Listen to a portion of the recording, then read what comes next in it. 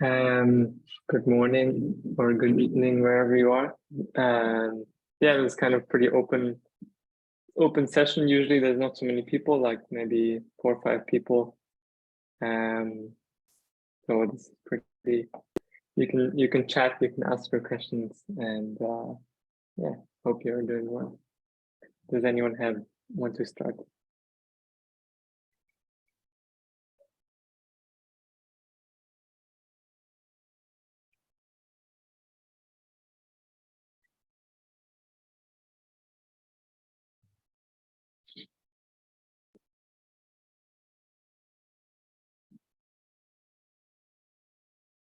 Andrea, you look like you want to say something, but you are mute. Mute, yes. Okay. Sorry. No, good. Unfortunately, Hello. And Where are you currently? I'm in Italy, North Italy. Cool.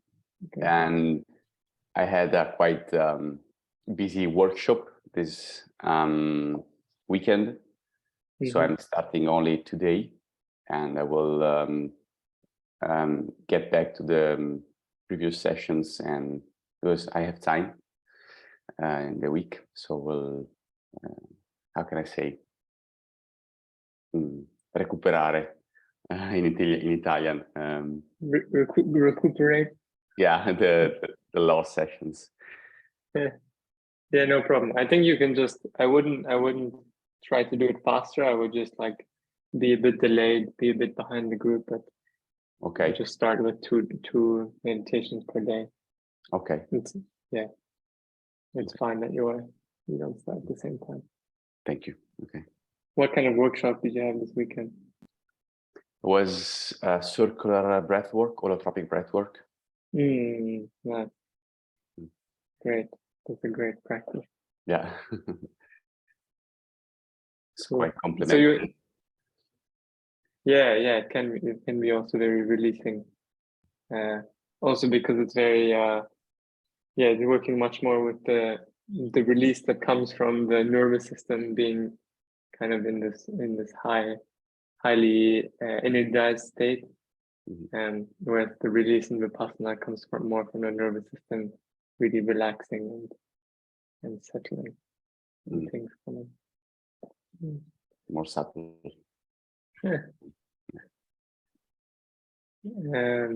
Great. So did you do any of the meditation yet, or you haven't started all? No, I have to start. Still, I have to start. Okay. I've started to listen to a couple of them, just very quick, but I didn't have a full hour yet. Okay, no problem.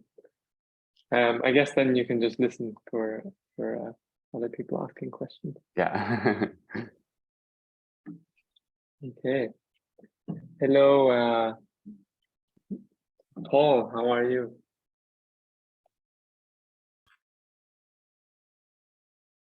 Sorry, Reimer, did you address me? No, I said Paul, but you can go Kolya. Oh, How are you, I'm Kolya? wonderful. I'm very, very well. I'm calm, I'm relaxed, and I'm joyful. That is great. What more can we want? It's an amazing experience, this home retreat. It's day 3, and it's just amazing. How much are you meditating?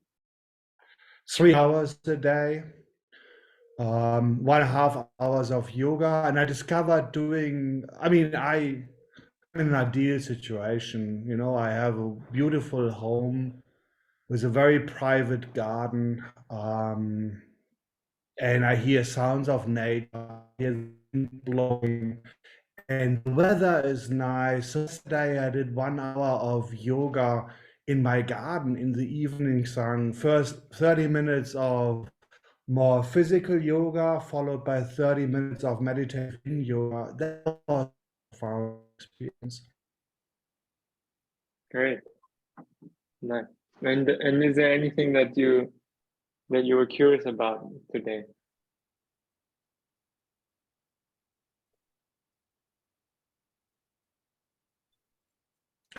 Yes. my hindrance to medications is maybe it's drowsiness. It's when I meditate, I get this. It's the great thing is the monkey has stopped talking to me, but what's happening is it's kind of images coming to my head suddenly. When I fall asleep, many times I'm see like moving images of some sort, and then I drift off. And it's kind of moving completely random. This could be some birds or a portion of my house or whatever it is. And then I kind of, it's like in a meeting, you're dozing, and you realize you're dozing off, and oh no, I need to focus on this meeting.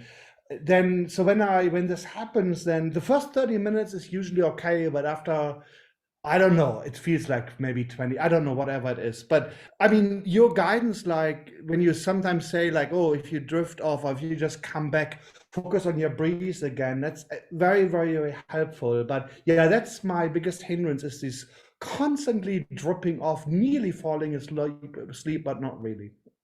Yes. Okay. So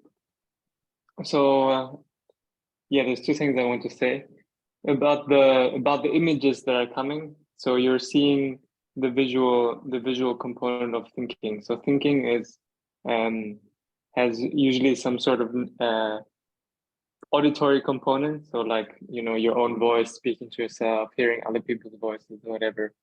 You have the visual component, which is, you know, different imagination images which come to you, which sometimes is more prominent for people, especially if they're more like this kind of people who work with visual things a lot, or in different periods in meditation. It can also be different. And especially when we are kind of in this zone of like going towards sleepy state, or like starting to dream a little bit, a lot of these images start to come up. So the important thing for you, which is the second thing I want to say, is not to succumb to the drowsiness and this kind of lull, this subtle, dull, very verlockend, very enticing draw of kind of this dullness which you want to sink into, and this kind of cloud which starts to envelop you a little bit, and it feels quite pleasant at times unless you try to fight it. But you have to be careful when we go into that, because then the lucidity, the awareness also drops. You might notice that the breath, the sensation of the breathing is less clear, and you may start to have these kind of images or thoughts, and you don't notice them as quickly. So this is kind of the awareness, or the lucidity, or the clarity with which you're perceiving experience dropping. So you want to, when that starts happening, firstly, you want to notice it earlier. So when you sit down and everything is still fresh and clear, and notice what it's like to have a clear mind and one that's perceived the breath clearly. And then notice when it starts to become more unclear, or you start going into this dreamy thing. Notice when that starts happening. And when that happens, start to just kind of sit up a little bit straighter and just re-engage the mind a little bit. So make the mind clear that this is not time for sleeping. This is time for kind of like paying attention. So reinvigorate this intentionality, or give some slight effort to pay more attention with higher level of clarity. And this will help and kind of correct when you start going into that phase. Thank you. So we are not here to, Vipassana isn't about like, it's also nice to, you know, to have these pleasant states, but this is not inherently about the pleasure. It's just about being clearly aware of what's happening, whether it's pleasure, whether it's unpleasant. We're not trying to continuously dwell in pleasurable places. So just take care with that. Great, but yeah, it's a good sign.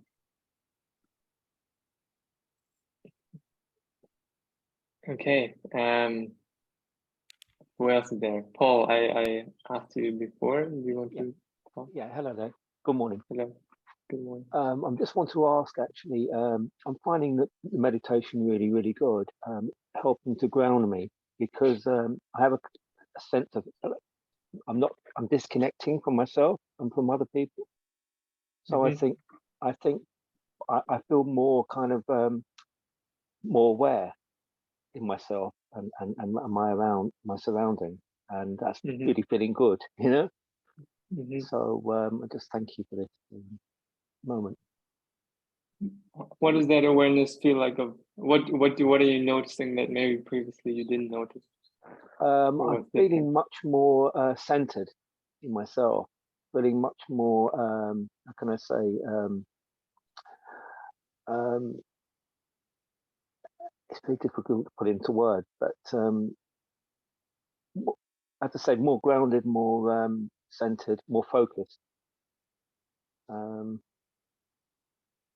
Because I have a sense of sort of like I'm finding it really difficult to be in the world, in this world.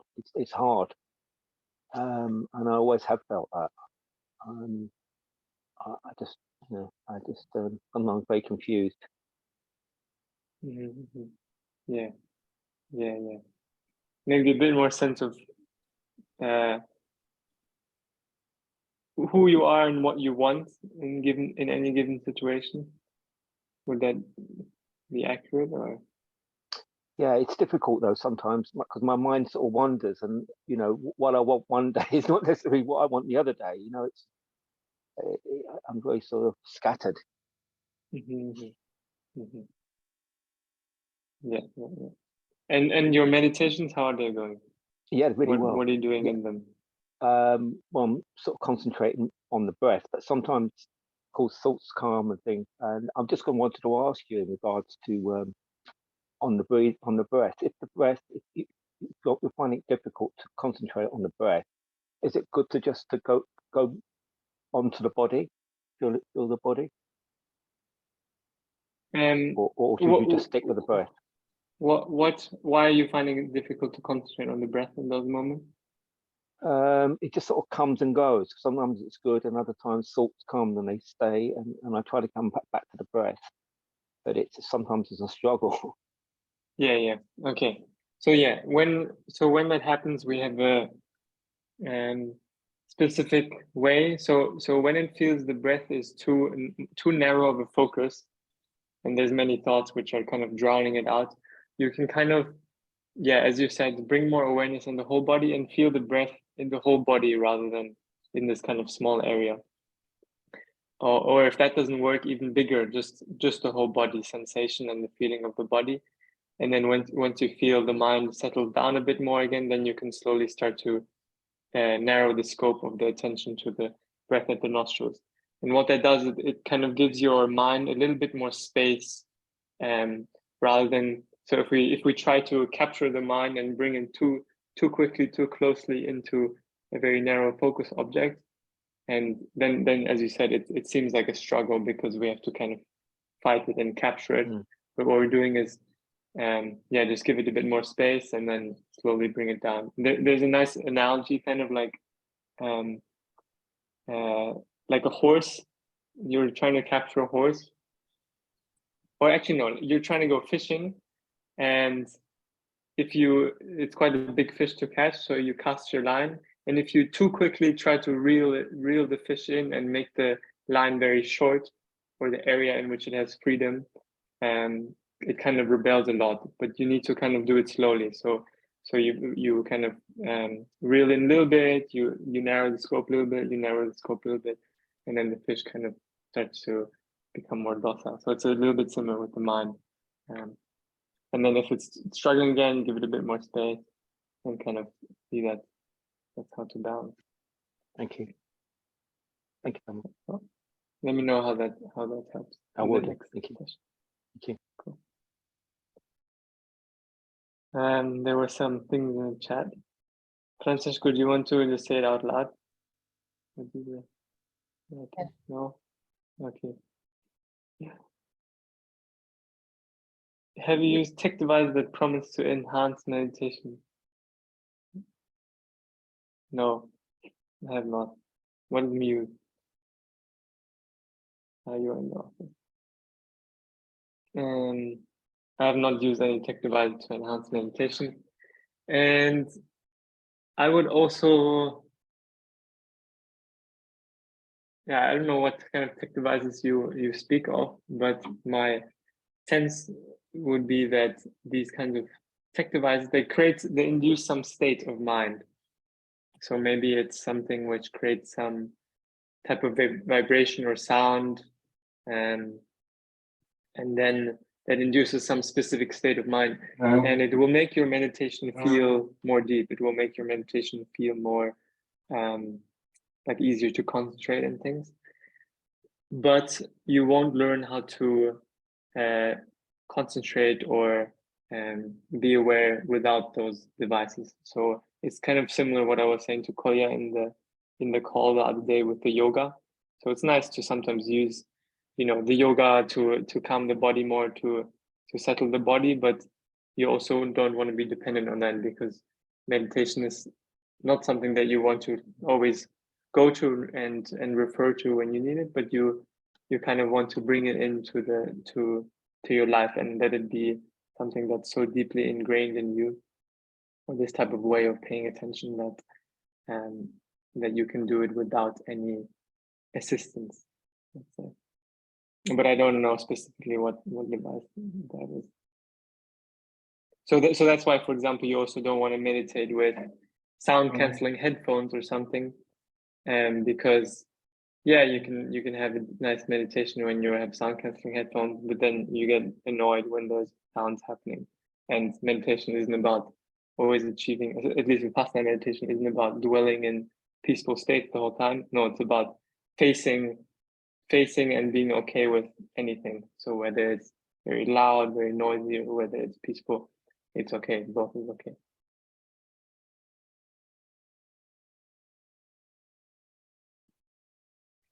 Oh yeah, maybe you can write more detail about that. Hello. Hello.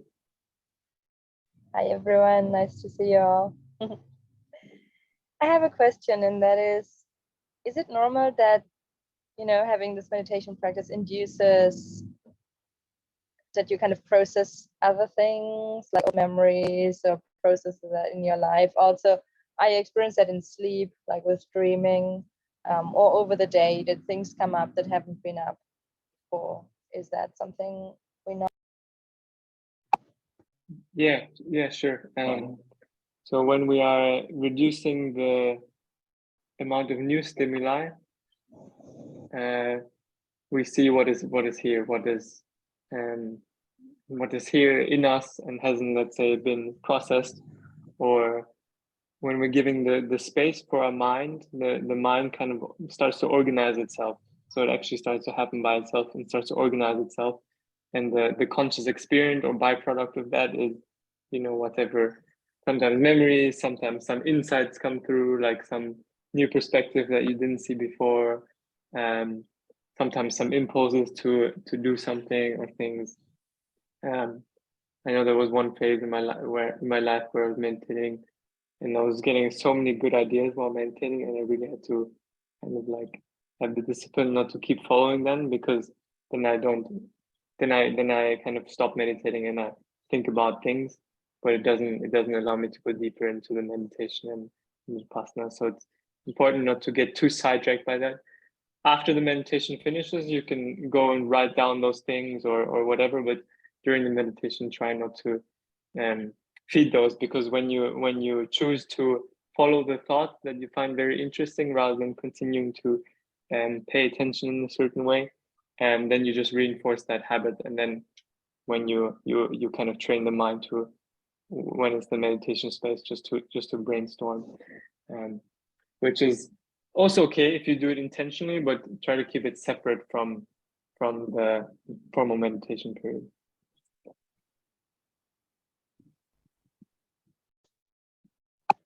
Thank you. I feel it's not, it's also coming up in the meditations, but then I know that I have it, and it's kind of trusting that if it was a good thought, it will come back later, so I can write it down. But it is more because I'm here, I'm in the setting where I'm not working, where I'm, took this week, especially for this. So I really feel that also in between the meditations, and especially at night, things come up. Like last night, I, for example, had nightmares, which I was like, why? You know, so it's more like, of course, in the meditations, but also in all the surrounding time, I feel a lot of is happening and coming up and all of that. Sure. Yeah. Yeah, you're giving yourself space to process the things, to think about the things, to trust that they're going to be sorted out. Yeah, sometimes it's unpleasant, sometimes pleasant. It's very, very normal. And beautiful that happens. And that's why, you know, we give space and time so that we can start to have a bit more perspective on things. Yeah. Okay, but like a normal effect. Sure. So this can be dreams is very normal. When you heighten meditation period, dreams become quite can become quite intense.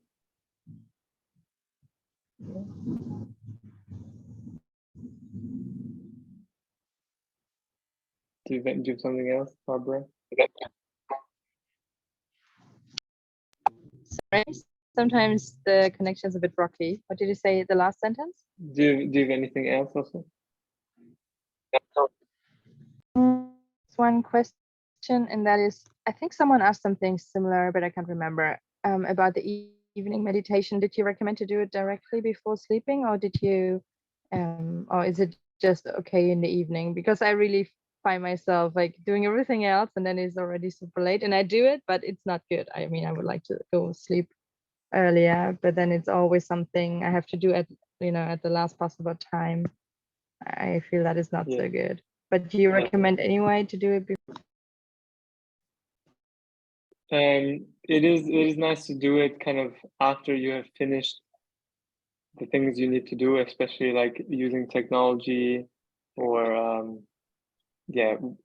finishing any kind of tasks, any productivity related tasks that you need to do to kind of clear the mind after those.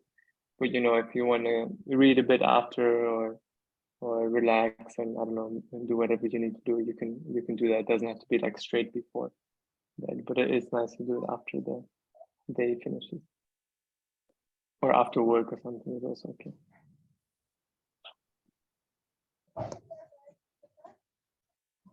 Yeah. Thank you. The morning, it's a bit like brushing teeth.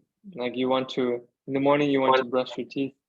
And, you know, after the night, you know, you get bad breath and things, and you kind of just clear the palate, you know, put on a protective layer for the rest of the day. And then in the evening, you know, you were out eating and you know, consuming stimuli and things. And in the evening, you just kind of brush your teeth to clear it before you sleep.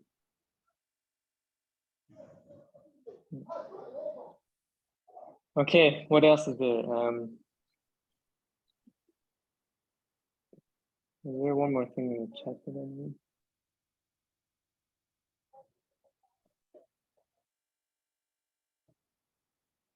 Yes, okay. Mita, do you have anything? Hello, welcome.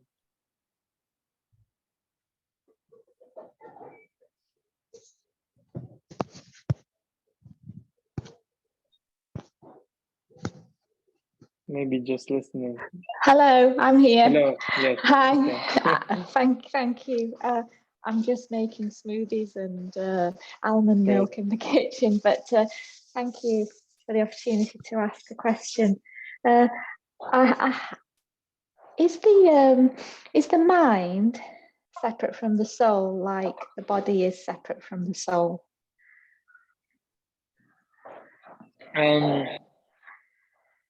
So in the Buddhist framework, there is no they don't believe in the separate existence of a soul. And in my own experience, I haven't really tried to make any claims about the soul or the existence of the soul. I kind of try to think about these things, because all I know is my own experience and what keeps happening in my mind and body. And in some traditions like Hindu, they believe the soul is kind of that which watches, or the awareness in which what everything appears, what the awareness that the experience of the body appears, and the awareness that the experience of the mind appears in. But I would suggest you to kind of see for yourself, to see and discover for yourself how you want to investigate or how you want to interpret your experience based on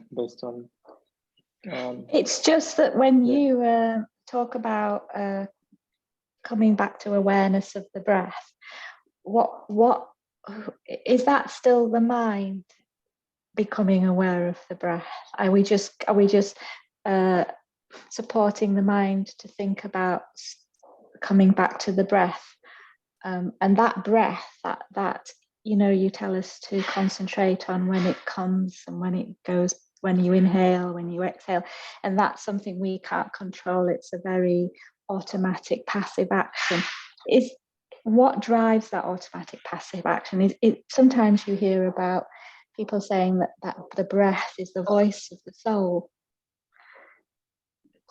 We don't have any control of it, and then once we die, and when we take our last breath, then, like you said in Hinduism, that soul leaves the body, because when you see a dead body, it doesn't look like the person it was when the soul was within, or whatever that energy was within. So I just find it quite interesting. Is there a distinction? And who's being aware? Is it still the mind being aware? Yeah, those are very good questions. Do I need to do the next course already? No, it's the questions where I cannot provide an answer, and you have to check in your own experience and what. I mean, I have my way of explaining the whole body mind thing, but it's kind of grounded more in,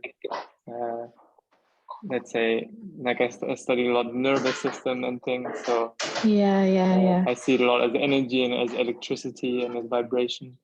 Yes. Kind of the life force energy of universe, electricity, what animates us, let's say, which animates both the mind and the body, and whether consciousness is something that is separate from mind and body, from this material thing, whether consciousness is something that moves on, whether consciousness is something that disappears, I have no idea. I haven't been able to. I look at it as an energy, the soul, the consciousness being an energy, and that it can't be destroyed.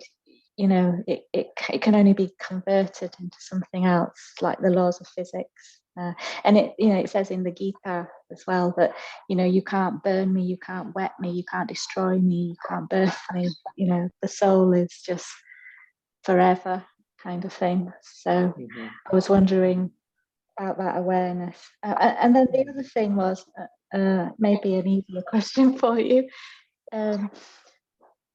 When life is good, or even when life is challenging, but at the moment, I'm finding that my thoughts, and I know the answer to this question, you'll say don't dwell in that and go back to the breath, but I'm finding my thoughts more interesting, and I'm finding the breath, going back to the breath, a bit more boring. Sure. And I think you've already answered that question, really, but not to try and get sucked into that. I can say a bit more about that. So you're having all these thoughts about the soul and things when you're meditating, and it's quite nice, philosophical, engaging content. But it's important when you're meditating. You have a choice when you're meditating. Do you want to make this meditation about thinking about stuff, or do you want to go deeper? And in my view, the deeper you go, the more you get to truth that is beyond thinking, beyond reasoning, beyond things that you can logic. So the more you get to truth that you can directly experience. And so if you it's a bit like you're here at the surface, and you kind of want to go deeper to the source, or to the truth, to the ultimate truth of experience. And when you start to go down, and you start to go a bit deeper, and you start to get higher level mindfulness, concentration, and then more interesting things come up, and because more interesting things come up to conscious experience. And if you start to follow those things, you start to go sideways. You can explore many different phenomena that appear, like you can start to explore your dreams, you can start to explore your interesting thoughts, you can start to have amazing business ideas and start to explore those, but then you are moving sideways. You're not going deeper into experience and not further deconstructing and clarifying and experiencing a deeper level of truth. So it's kind of a choice which is up to you, and to kind of be clear on why you are meditating and why you want to meditate, and then to make the right choice, because in the moment it can be very, very tempting. Yeah, and I agree with you. I'm committed to going that deeper, because I think the answers to all these questions are there anyway, and I don't think they're explainable by the mind. I think it's just to do the practice and go deeper, and it happens. The miracles happen, and you do get that heightened sense of awareness of other things that you've never experienced before. So that my commitment is to go deeper and not to sidestep. Sure. Yeah, good. Thank you. Because ultimately it's not about any experience. It's just about the moment, what's happening right now, because the experience already gone. It's already passed. There was many crazy, weird experiences that I've had, but where are those experiences now? They are just memories, and the only thing that's important is right now, sitting here and talking, hearing the birds, and not to get lost in any experience. Yeah. Thank you very much. Thank you. Thank you, Mika. Okay. So yeah, maybe if there's anything else pressing, otherwise I will go to eat breakfast.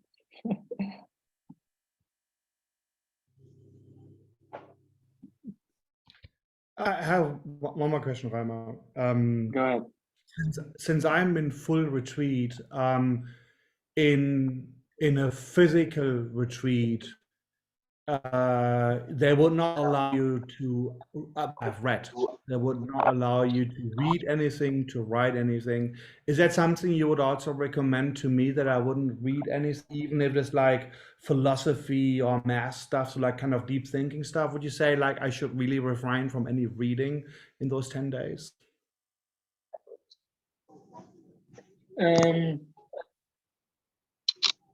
So I would say that because you're not doing super intensively, it's okay to read, but yeah, to not read like random idle stuff, but to want to read things which help, as you say, like deeper thinking, or maybe things that you don't usually have time to read, or the concentration to read. It's nice to explore those things, just like you're doing yoga and things. But the more you increase your meditation hours, the more you want to reduce the stimuli, because let's say if you start doing 5 or 8 or 10 or 12 or even 14 hours of meditation, then any new stimuli you will bring will really will be like an explosion relative to the state of mind in the rest of the day, and it will really disrupt the flow of mindfulness. But for only doing 2 or 3 hours meditation, it's completely fine. It won't be as disruptive. But you can also check for yourself, like if you read, and then if you'll notice that like maybe if you meditate straight after reading, then many thoughts are circling around that topic that you read or things. So seeing how all we're doing is learning and understanding how the body mind works, and when we bring stimuli, when we don't bring stimuli, and seeing the different dimensions in that. Okay, thank you. I also have another question. Sure. I just want to check in with Anne, who just joined. We were just about to end the session, Anne, but if you have anything that you want to ask, now's the time. Hello.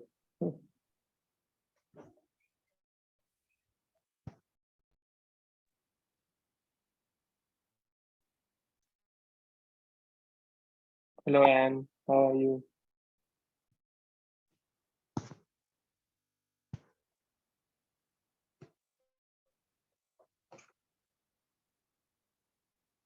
Maybe. Anne might have trouble knowing how to unmute herself because she's new to Zoom. All right. Okay, and if you have a question, you can put it in the chat, which is somewhere down here below.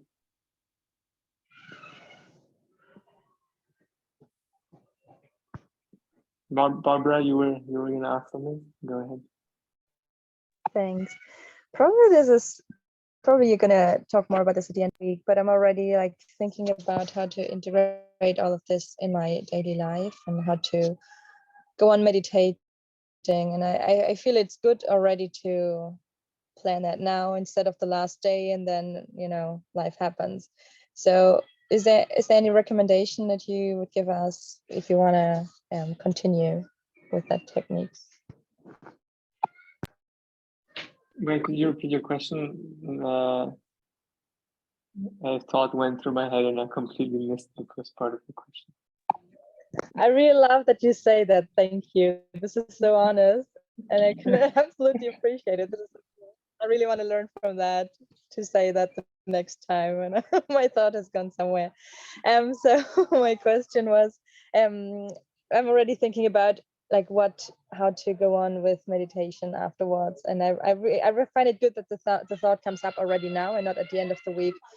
So to kind of prepare and yeah, so life doesn't get in between when the last day is over. Do you have anything you would recommend us to go on with the practice yet? I will talk more about that on Saturday in the last lecture about the integration and things. But the most important thing with integration is continue the practice. Continue sitting every day. 30 minutes a day is great if you can do. And that is the most important thing. And if you just maintain that, the rest follows. The rest of the things fall into place. You find your way with it. But I'll give you a few frameworks and things to how to think about continued practice and practicing daily life, etc. On Saturday. Thank you. Okay. All right, let us complete this. Thank you so much for joining this Monday morning. I think it's a public holiday even in a lot of countries. So thank you for joining. Take care. Thank you very much, Thank you so much. everybody.